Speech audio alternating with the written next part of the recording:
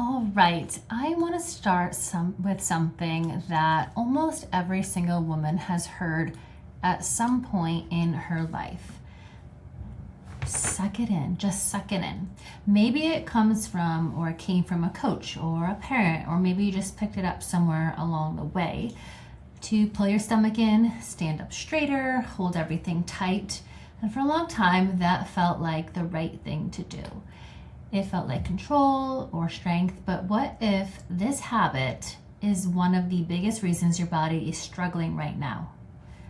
What if the very thing you thought was helping you and helping your core quietly create pressure that your body cannot manage?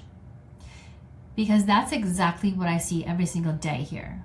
Women walking in, men too, into our clinic dealing with bladder leaks, pelvic pain, low back tension, everything that just feels like urgency or incomplete emptying. And when I start to look deeper, there is one pattern that shows up over and over and over again.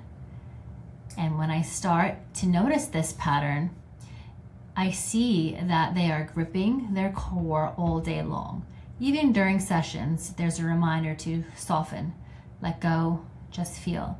Not just during workouts, not just when they think about posture, it's all day. So sitting, during standing, walking, and driving, there is this sort of constant holding pattern that I see and notice. Here is the problem with that. Your core is not meant to be held tight 24/7. Your core is meant to move and to respond. It's meant to coordinate with your breath, your diaphragm, and your pelvic floor. They all work together and communicate with one another. So when you are constantly pulling your stomach inward, you are increasing pressure inside your abdominal cavity, and pressure always has to go somewhere, right? It doesn't just disappear into thin air. It gets redirected. For many women and men, that pressure gets pushed downward into the pelvic floor. And over time, that creates a system that is overloaded, fatigued, unable to function the way it's really designed to. So that's when symptoms start to show up.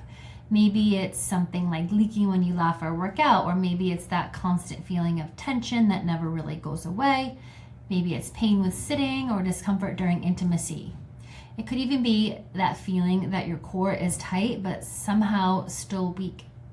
That is not a coincidence. That is a pressure problem. Here is where it gets a bit more spicy and interesting. So most women and men who have come in already have tried to fix this. They have been told to strengthen their core, do more exercises, do more Kegels, tighten more. And when that does not work, they feel frustrated. I would too. They feel like their body is letting them down. But the truth is the system is already too tight.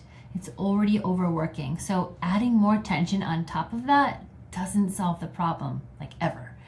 It makes it worse. When your body actually needs, or what your body actually needs, is the ability to let go, to release that tension, to make space and expand, to move with your breath again. Because your diaphragm, your rib cage, and your pelvic floor are all designed to work and move together. When you take a breath in, your diaphragm drops down and descends. Your ribs and rib cage expand, and your pelvic floor gently lengthens. So when you exhale, everything recoils and supports you. This is how pressure is managed, and that is how your system stays balanced. But when you are constantly sucking it in, you shut that system down. Your ribcage can't fully expand. Your diaphragm can't move the way it's supposed to, and your pelvic floor never gets the chance to fully relax. So it stays in this hypervigilant, guarded mode. It's tense. And a tense muscle is definitely not a strong muscle. It's a muscle that can't function properly. That's why so many folks feel like they're doing everything right and still not getting better, because no one has explained this piece. No one has connected the dots between breath, pressure, and pelvic health. And once you see it, you can't unsee it. Sorry, you're hearing the doorbell here in the clinic. Patients coming in and out. Happy patients, right? No one has connected the dots. So once you see it, again, you can't unsee it. So what do we do instead? The first step is to do something like this, to create a bigger awareness around it. We want to explain it to people and let them see and start to notice within their own bodies that holding the stomach throughout the day is not helping anything. You don't need to force anything. Just notice if you are doing that. Then just try to allow your breath to drop a little lower into that belly area. Your rib cage, try to let that expand and let your abdomen start to soften. And I know that can feel a little uncomfortable at first, but it goes against everything you were taught, I'm sure, right? But this is where your body really does start to shift. It's where healing can start to begin, because you're no longer fighting your system. You are working with it.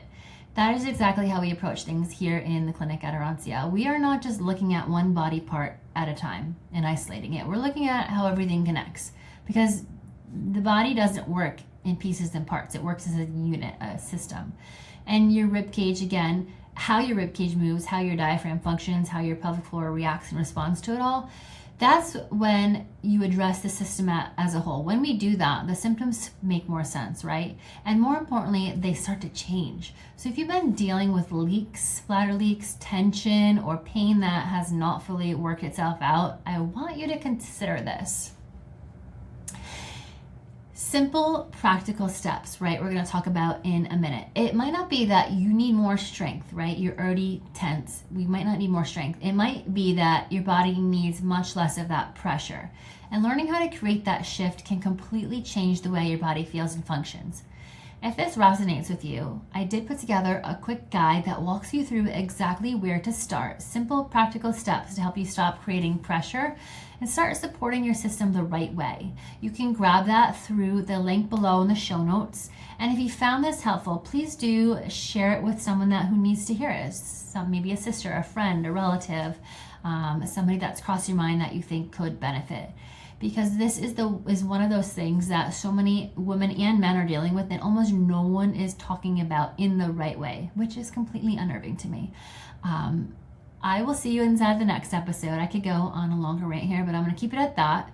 Check out the link below the show notes if you would like that free guide, and it'll kind of walk you through some next steps if this resonates with you. Thanks again, everyone. See you next.